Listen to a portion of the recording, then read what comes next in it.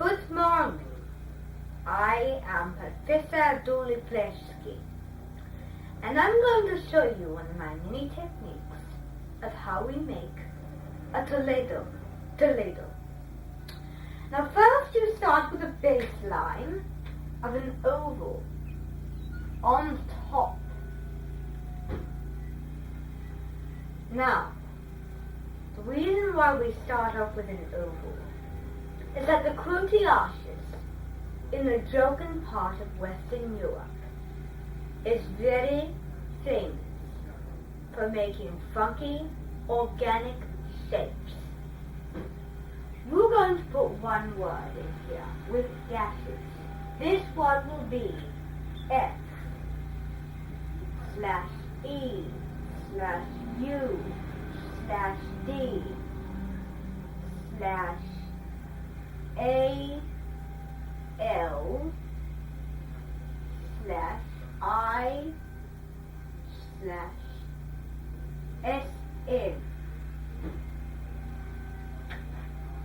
This really separates the syllables. Feudalism. Feudalism. This is representing feudalism. Now the next thing you're going to draw is dashes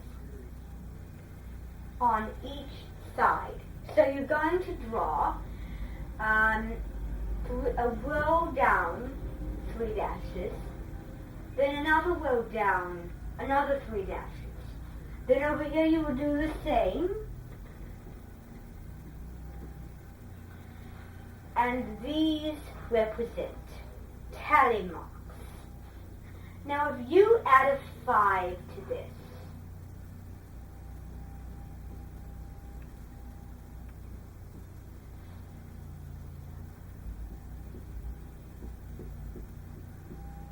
then you would have to cross off all 5 marks. And these represent the peasants. The peasants in the feudal manners and at feudal times had to work the land. And these tally marks represent the jobs they do, so they can cross off like a calendar. So this is a calendar that they can cross off all the jobs they did. So the next symbol is going to be another word.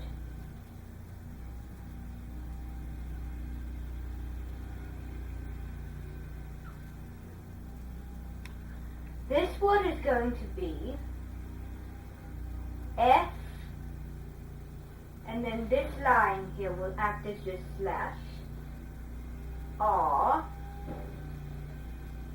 A,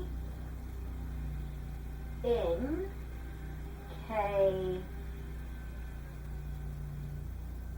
There's a little teeny tiny S right there.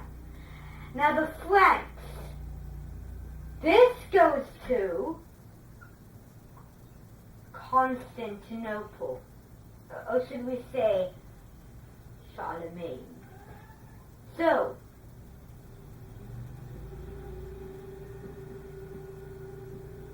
Charlemagne. Now, the next step is going to be making 3 dots. And then making another 3 dots to symbolize disease. Because in medieval Europe at feudal times, what happened was they got a disease, and this disease was a very widespread disease. This is called the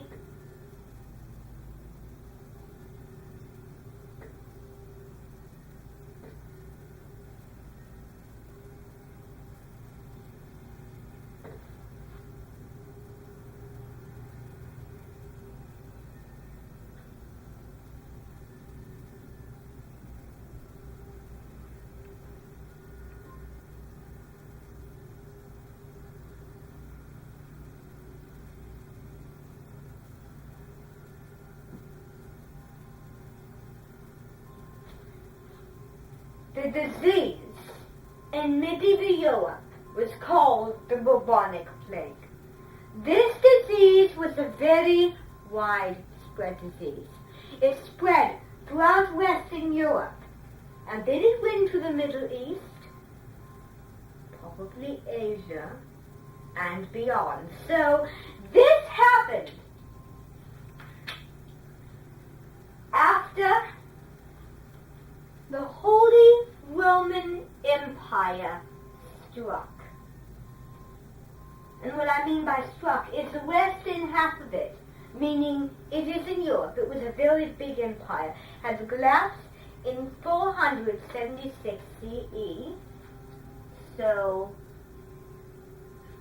400, and then 1, 2, 3, 4, 5, 6, 7, 6. Then CE would be center stage. So I made a little bit of a formula here. Now this formula is a very accurate formula, more accurate than other formulas. And it is going to be a masterful formula that no one has ever seen. Let me show you how this works again so far. So here we have the Holy Roman Empire ended in 476 CE. Feudalism started, the disease broke out, and the, I want to say, the High Middle Ages began, where all the diseases were occurring. Now, the early Middle Ages is when the empire struck down. The High Middle Ages is when the disease broke out. Then we got down here, we're going to go down here, where we're going to spell the word RENAISSANCE, Renaissance. Now this is like a timeline, except in a more creative way, timeline way. Now, Renaissance, it is the rebirth of European culture. So when the Roman Empire struck down in 476, all these things broke out, and then it got enlightened. All the European, the classical culture, rebirth of classical culture, the Renaissance was. The classical culture happened again. It enlightened. It happened again. But it was even better than the classical period.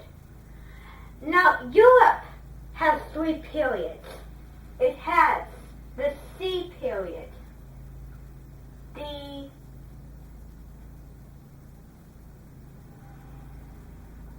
M period, and the R period. Now C is classical, M is medieval, or Dark Ages, Middle Ages, and R is Renaissance, where people, where thinkers use logic and reason, and a lot of, well, basically, it's the rebirth of art and learning. So people had a lot of learning and classical art during the Renaissance. Now, a lot of Renaissance people had a very famous knack called humanism. Humanism reflected people, reflected the fresh insight of people, because a lot of the artists specialized in the worth of an individual. individualism, paying homage and considering others' achievements. So it's a philosophy that really talked about the human body and how valuable that human is necessarily. So then, the final strikedown is the Enlightenment. The Renaissance was a reawakening. The Enlightenment continued. It was after the Renaissance, and it added to all that knowledge. Now, the Enlightenment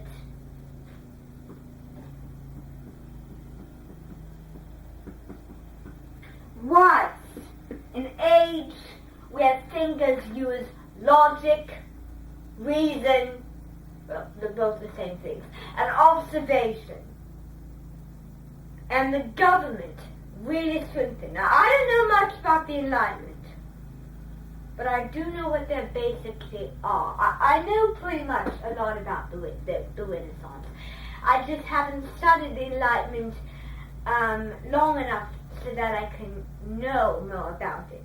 I didn't know much about the Enlightenment.